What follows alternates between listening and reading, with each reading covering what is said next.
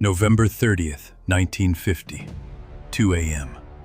The Chosin Reservoir, North Korea. The temperature had dropped to 37 degrees below zero. 14,000 United States Marines and Army soldiers were surrounded. On three sides, the Chinese People's Volunteer Army had closed the trap. 120,000 men, 12 full divisions, moving silently through the frozen mountain passes. The Americans had no idea they were coming, not because intelligence had failed to warn them, because one man had refused to believe the warnings. Major General Edward Almond, commanding officer of 10 Corps, had spent the previous 3 weeks dismissing every report of Chinese forces massing in those mountains. He called his own soldiers cowards for retreating. He ripped medals from the chests of men who had just survived ambushes. He ordered units to keep advancing, north, always north, into terrain his staff officers had warned him was a death trap. The result was the most catastrophic encirclement of American forces since the fall of Bataan in 1942. 17,844 American casualties in 17 days. And yet, within months of that disaster, Edward Almond received a promotion. He was given command of the Army War College. He was praised in official reports. He retired with full honors. This is the story of how the United States Army's most catastrophic commander in the Korean War not only survived his failure, but was rewarded for it. And why that reward revealed something deeply broken at the heart of American military culture in 1950. To understand how Almond kept his career, you first need to understand who he was and how he got there. Edward Almond was born in Luray, Virginia in 1892. He graduated from the Virginia Military Institute in 1915.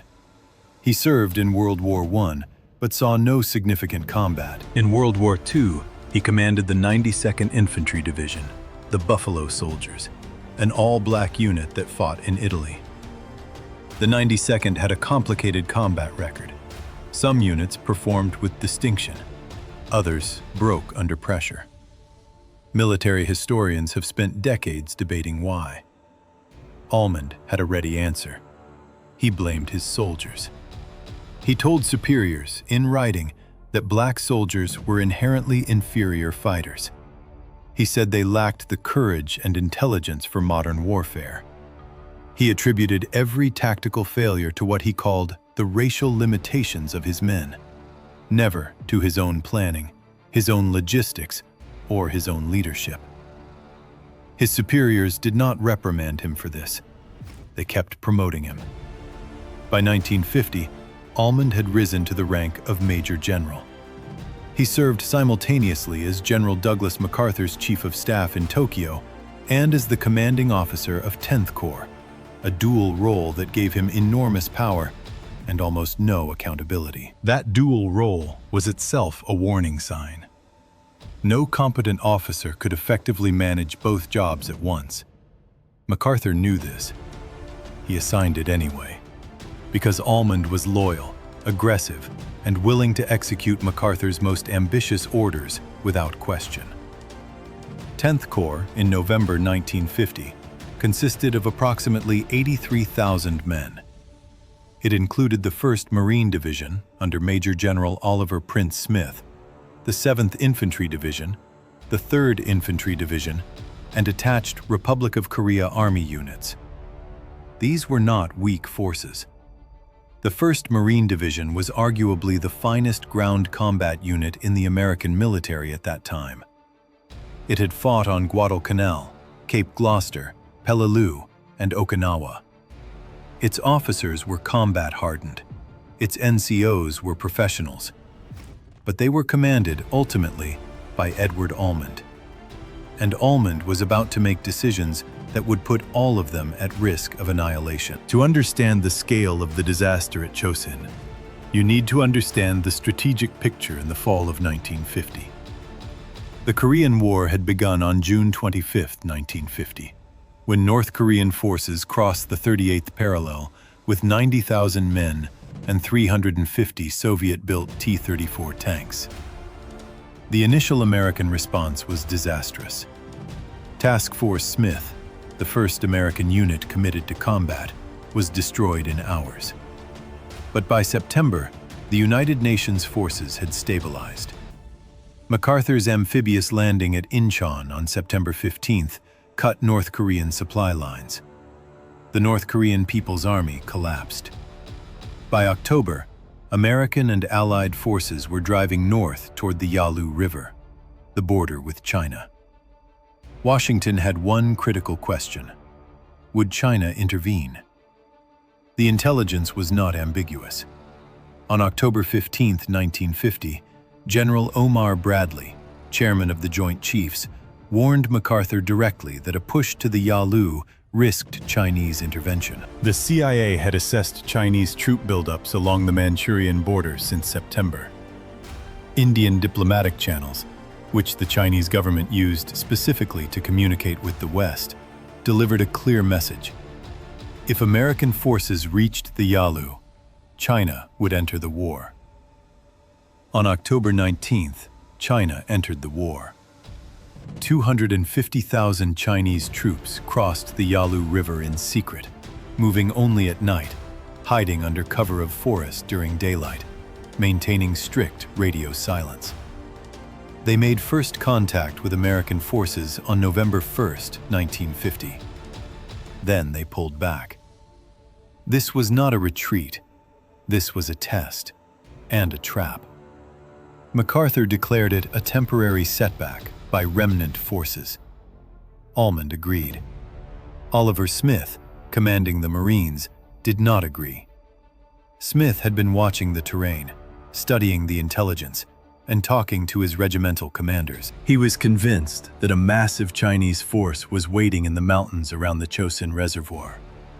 He deliberately slowed his division's advance. He stockpiled ammunition and supplies at Hagaru-ri, a small village at the southern tip of the reservoir. He told his officers, privately, that if they were ordered to advance further north, they might be walking into a trap from which there was no exit. He was right, but he was not in command. Almond was. Edward Almond operated from a specific and identifiable command philosophy. It had three components. First, aggression above analysis. Almond believed that offensive momentum was the supreme military virtue. He dismissed cautious planning as timidity. He punished officers who expressed doubt. He rewarded those who attacked, regardless of whether the attack was tactically sound. Second, personal loyalty over professional competence. Almond's inner circle was built on men who agreed with him, deferred to him, and reflected his conclusions back to him. Officers who challenged his assessments, like Marine Colonel Louis Chesty Puller or General Smith, were marginalized, mocked, or ignored. Third, racial hierarchy embedded in command decisions. This is documented in the historical record. Almond routinely assigned the most dangerous missions to non-white units, Korean augmentees, the 7th Infantry Division's Task Force Faith, composed largely of soldiers he considered expendable, while holding back units he valued more highly. Task Force Faith numbered approximately 3,200 men. Almond ordered it to advance along the eastern shore of the Chosin Reservoir on November 27th. He did this after receiving reports of massive Chinese troop concentrations in exactly that area. He dismissed the reports. On the night of November 27th to 28th, the Chinese 80th Division hit Task Force Faith with overwhelming force. Over the following 4 days, the unit was effectively destroyed. Approximately 1,000 men were killed or wounded. Another 600 were captured. Only 385 soldiers reached Marine lines at Hagaru-ri. Many of those survivors were suffering from severe frostbite. Many lost fingers, toes, or feet. Task Force Faith ceased to exist as a fighting unit. Almond's response, when he visited the area shortly before the Chinese attack, had already told soldiers to stop worrying about a few Chinese laundrymen in the hills. This was not bravado. This was the result of a command philosophy that substituted contempt for intelligence analysis. Here is where the story becomes something more than a tale of battlefield failure. Because Almond did not experience a turning point. The institution did. Partially, imperfectly, and far too late. The turning point came not from Almond's removal, but from the actions of the officers who worked around him. Oliver Prince Smith made a decision that saved 14,000 men. When the Chinese attack began on the night of November 27th, Smith did not panic, and he did not obey Almond's instinct to scatter. He ordered his 4 Marine regiments, strung out along 60 miles of mountain road from Yudam-ni in the north to Hagaru-ri in the center to Koto-ri in the south, to fight their way to a single point. The objective was Hagaru-ri. Smith had pre-positioned supplies there. He had ordered engineers to build an airstrip, against Almond's wishes, who thought it was a waste of time. That airstrip, carved out of frozen ground at 4,000 feet of elevation, was 4,200 feet long when it needed to be 5,000 feet long to be fully operational. It worked anyway. Between December 1st and December 11th, American cargo aircraft flew 458 missions into that airstrip. They evacuated 4,312 wounded men. They delivered 500 tons of ammunition and supplies. The Marines at Yudam-ni, 2 full regiments, approximately 8,000 men, fought their way 14 miles through Chinese encirclement to reach Hagaru-ri in 79 hours of continuous combat. Then, the entire force, now consolidated, fought 78 miles south to the port of Hungnam. They did not retreat. Smith refused that word. His famous quote, "Retreat hell, we're just attacking in a different direction." By December 11th, the 1st Marine Division had reached Hungnam. It had fought its way through 12 Chinese divisions. It had inflicted an estimated 25,000 Chinese killed and a further 12,500 wounded, against their own losses of approximately 4,500 killed, wounded, and missing. The Marines had not been destroyed, but the Army units on the eastern shore, Task Force Faith, had been. And the difference was leadership. Smith had prepared for the worst. Almond had ordered his men into it. Battle 1, Yudam-ni, November 27th through December 1st, 1950. At 10 p.m. on November 27th, the Chinese 79th and 89th Divisions, approximately 20,000 men, struck the 2 Marine regiments at Yudam-ni simultaneously from 3 directions. The 5th Marines and the 7th Marines held a perimeter roughly 2 miles wide. The temperature that night was minus 22 degrees Fahrenheit. Chinese infantry attacked in human waves. They used bugles and whistles to signal movements. They came in groups of 100 to 200 men, running through the snow toward Marine lines. The Marines had M1 Garand rifles, Browning automatic rifles, and .30 caliber machine guns. In sub-zero temperatures, weapons jammed. Marines urinated on their bolts to keep them cycling. The fighting lasted through the night and into the next day. The Marines held. They held again the following night, and the night after that. By the morning of December 1st, when the 2 regiments began their breakout toward Hagaru-ri, they had absorbed attack after attack and maintained unit cohesion.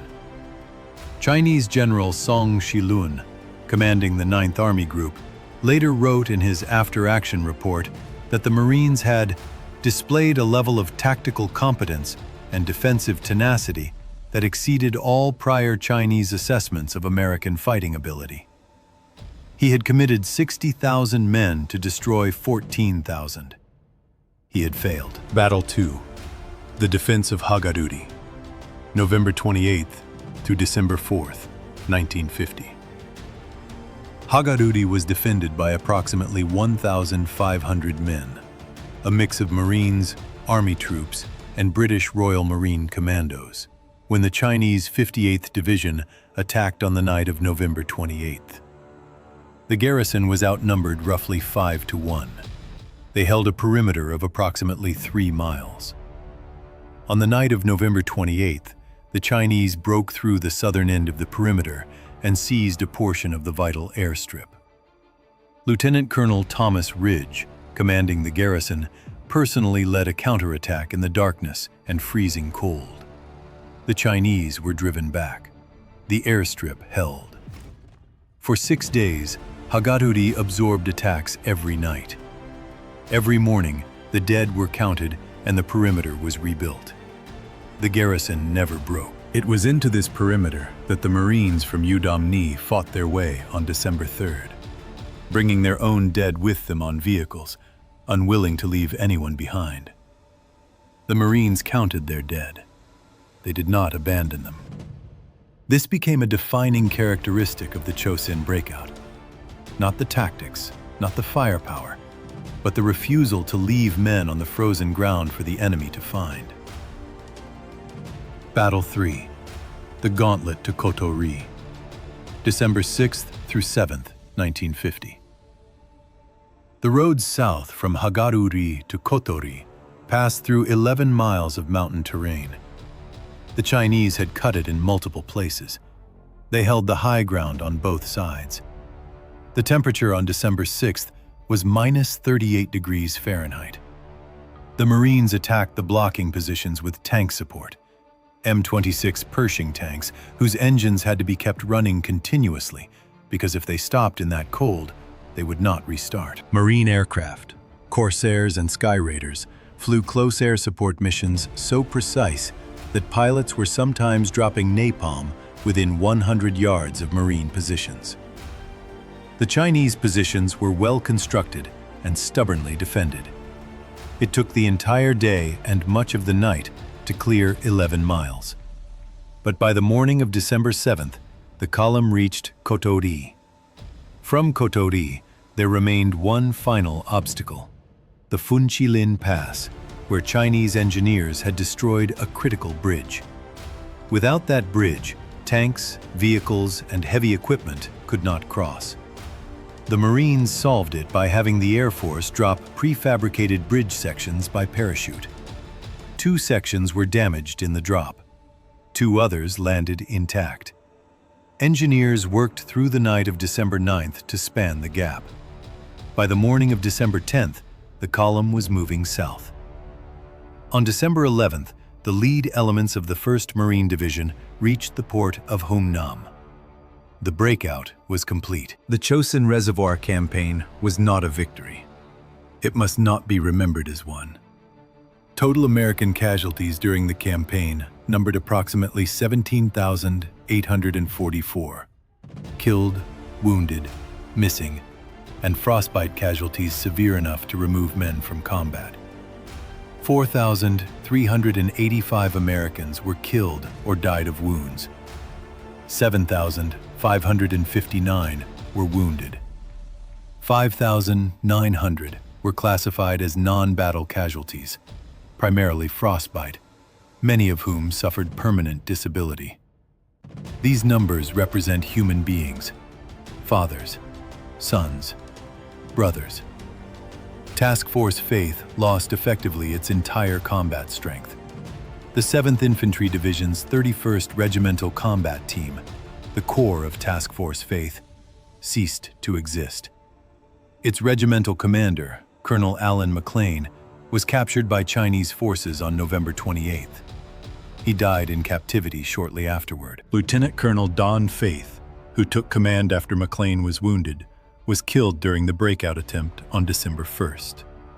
He was awarded the Medal of Honor posthumously. The institutional failure was clear. The United States Army had placed in command of a corps 83,000 men, a general who had never successfully led men in combat, who had demonstrated racial contempt for a significant portion of his own forces, and whose primary qualification was personal loyalty to Douglas MacArthur. This was not an accident. It was a system. The American military in 1950 promoted loyalty over competence at the senior level. It tolerated racial prejudice as a personal quirk rather than a command liability. It lacked a robust mechanism for removing commanders who had demonstrated in real operations against real enemies that they were incapable of the job.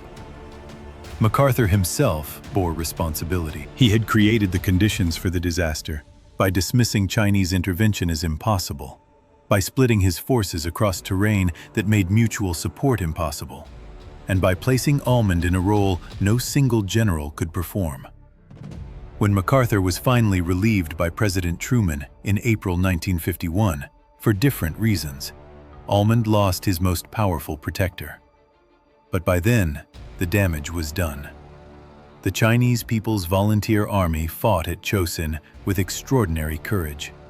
They crossed into Korea without winter equipment adequate for the conditions they would face.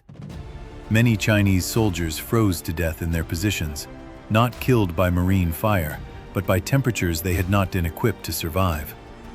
Chinese General Song Shi-lun committed 12 divisions, an estimated 120,000 men, to destroy 10th Corps. He very nearly succeeded. The Chinese could win at mass, at surprise, at night operations, and at the willingness to accept catastrophic casualties to achieve an objective. But they could not defeat unit cohesion. They could not defeat the decision by Oliver Smith to stockpile supplies, build an airstrip, and refuse to advance faster than he could protect his flanks. They could not defeat the culture embedded in the Marine Corps, the culture that said, "You do not leave your dead on the field, you do not abandon your wounded, you do not break." The Chinese 9th Army Group suffered an estimated 57,500 casualties at Chosin, killed, wounded, and frostbite. It was effectively destroyed as a combat force for months afterward. But the failure at Chosin was not primarily a military failure. It was an institutional failure. The United States Army in 1950 promoted Edward Almond because he was loyal, aggressive, and connected to the right man at the right time. It did not promote him because he was competent. And the difference between those two reasons, loyalty versus competence, cost 17,000 American men their health, their limbs, or their lives in 17 days in the mountains of North Korea. Almond retired in January 1953. He lived until 1979.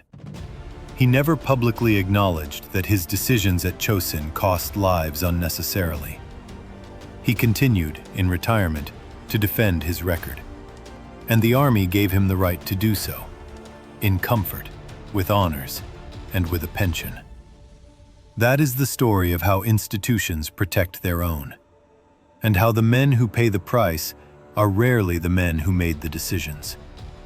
The men who fought at Chosin were not abstractions. Private First Class Robert Ezell was 19 years old. He came from Alabama. He had never seen snow before the Korean winter. He was wounded at Yudam-ni and carried 14 miles by his squad, who refused to leave him behind. He survived. Corporal James Lee was a Korean augmentee, one of the Korean soldiers attached to American units, given minimal training and weapons, and placed in positions no one else wanted. He died on the eastern shore of the Chosin Reservoir in the destruction of Task Force Faith. His name does not appear in most histories of the battle. Sergeant Major Ernest Umbaugh was 32 years old, a World War II veteran fighting his second war.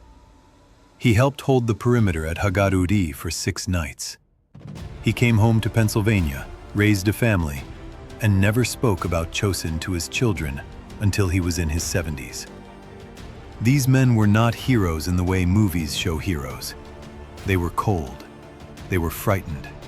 Their weapons jammed in temperatures so low that metal became brittle. They kept fighting anyway. Of the men who fought at Chosin, the youngest would be in their early 90s today. A small number are still alive. They are not celebrated in the way they deserve. They are not household names. Most Americans could not find the Chosin Reservoir on a map.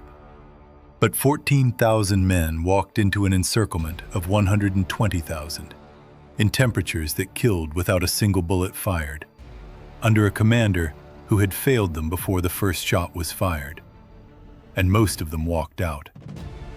Not because of the generals, because of each other. They deserve to be remembered, not as symbols, not as statistics, but as men who were placed in an impossible situation by an institution that failed them, and who found in each other something strong enough to survive it. If this story matters to you, subscribe to this channel. New videos every day documenting the wars that shaped our world.